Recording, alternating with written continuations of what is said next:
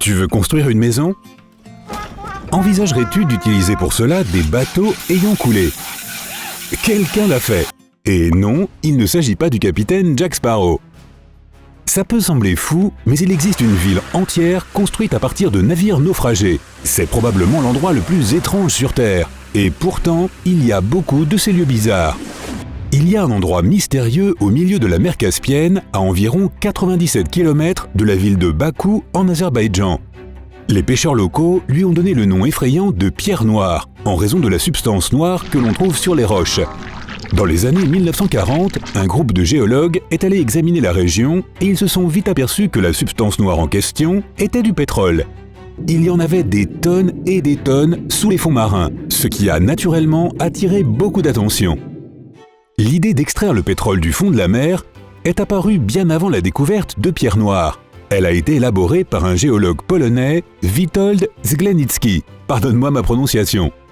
Il avait étudié les champs pétrolifères de l'Azerbaïdjan.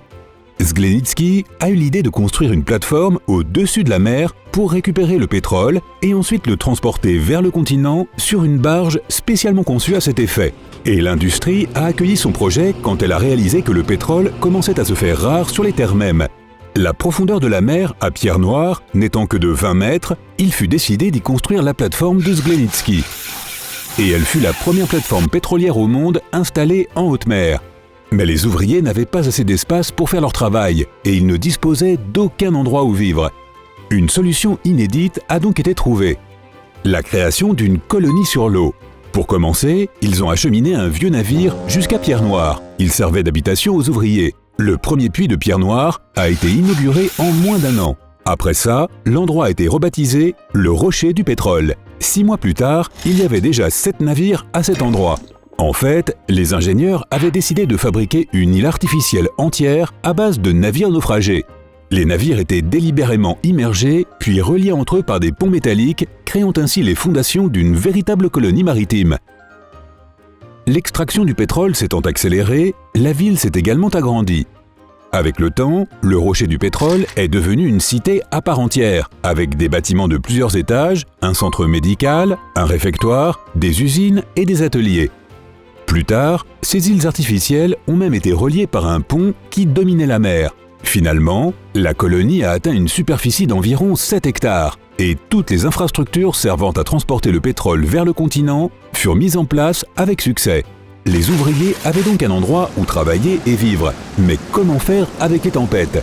Malgré tous les efforts déployés, la ville n'était encore qu'un ensemble de plateformes métalliques suspendues au-dessus des vagues. Bien que cette région de la mer Caspienne soit relativement calme, la nature n'est jamais sans surprise. Le premier défi rencontré par les habitants du Rocher du Pétrole est survenu en 1953, lorsqu'un énorme bloc de glace a commencé à dériver vers le sud. Il était si gros qu'il aurait pu facilement emporter tout le site. Les habitants des îles métalliques ont donc lutté contre la glace, notamment en la recouvrant de poudre de charbon dans l'espoir de la faire fondre.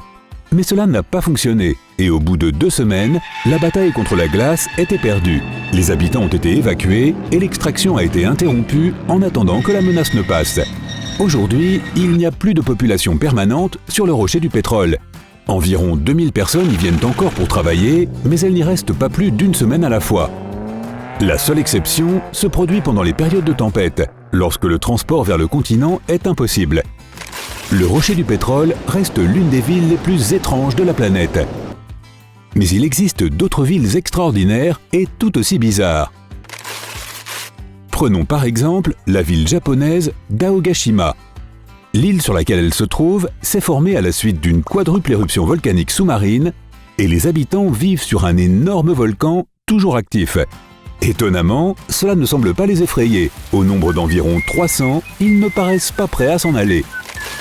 Si tu en as assez de l'agitation des grandes villes, tu peux te rendre à Monowi, dans le Nebraska. C'est la seule municipalité des États-Unis à n'avoir qu'un seul habitant.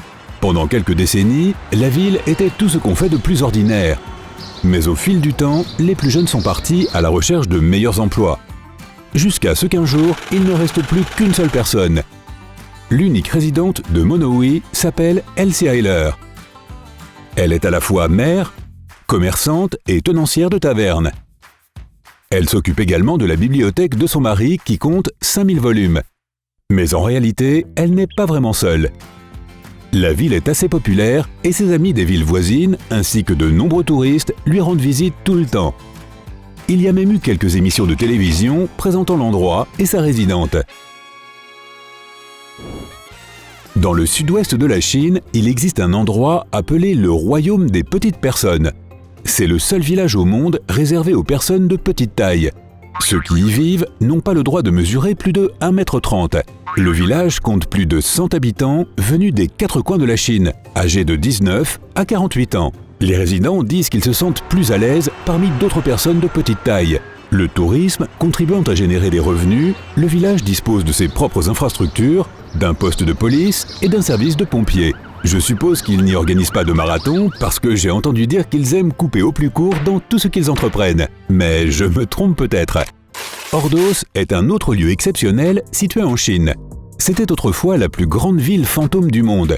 Et par grande, je veux dire très grande. Elle avait été conçue pour accueillir plus d'1 million de citoyens. Mais pendant longtemps, peu de gens pouvaient se permettre de s'y installer.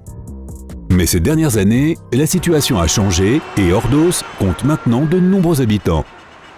Ces bâtiments en forme de tour s'élèvent dans le désert, ce qui donne à cette ville un air un peu surréaliste. La ville de Shibam, au Yémen, a été surnommée le Manhattan du désert. Dès le XVIe siècle, Shibam fut la première ville à se développer en hauteur plutôt qu'en largeur. Ce mode de construction verticale protégeait les citoyens des inondations et les murs fortifiés de la cité leur permettaient de repérer les dangers de loin. Les habitants de ce village australien ne voient pas le soleil pendant des jours entiers. Les résidents de Coober Pedy se cachent de la chaleur extrême du désert et des tempêtes de sable dans des grottes creusées dans les flancs des collines. Pourquoi vivent-ils dans des conditions climatiques aussi difficiles? Eh bien, ils veulent faire fortune. La région étant riche en opale, ils se disent que mettre la main sur quelques pierres précieuses vaut bien quelques désagréments. Cette localité expérimentale du centre de l'Arizona est l'un des éco-villages qui sont uniques au monde. Son promoteur, l'architecte italien Paolo Soleri, rêvait de construire une ville qui vivrait en harmonie avec le monde naturel.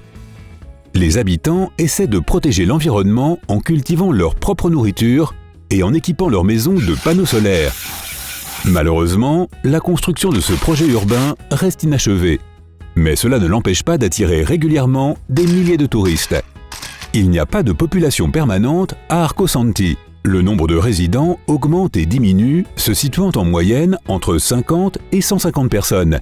De nombreux étudiants et volontaires viennent passer quelques mois au milieu du désert et contribuer au développement de cette merveille architecturale. Bienvenue dans la capitale mondiale de la foudre. Les habitants de ce village, situé sur le lac Maracaibo, au Venezuela, subissent des tempêtes pendant la moitié des nuits de l'année. En fait, le village est souvent témoin de milliers d'éclairs au cours d'une seule nuit. Cela représente une moyenne de 28 éclairs par minute. De nombreux scientifiques se sont interrogés sur les causes de cet orage interminable. La plupart s'accordent à dire que ce phénomène est dû au vent provenant des montagnes avoisinantes. Et dans le village isolé de Kalachi, au Kazakhstan, les gens s'endorment parfois pendant des jours. Ceux qui ont fait l'expérience de cet étrange phénomène disent que leur cerveau s'éteint tout simplement.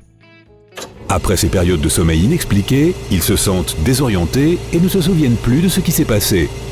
Personne n'en connaît la cause, mais certains scientifiques pensent que la mine d'uranium abandonnée, située à proximité, pourrait y être pour quelque chose. Le gaz radon de la mine s'infiltrerait dans le sol, provoquant un déficit d'oxygène et des coupures d'électricité. Peut-être le signe qu'il est temps de déménager. Si tu as appris quelque chose de nouveau aujourd'hui, alors mets un like à cette vidéo et partage-la avec un ami. Et voici d'autres vidéos que tu devrais apprécier. Il te suffit de cliquer à gauche ou à droite et de rester du côté sympa de la vie.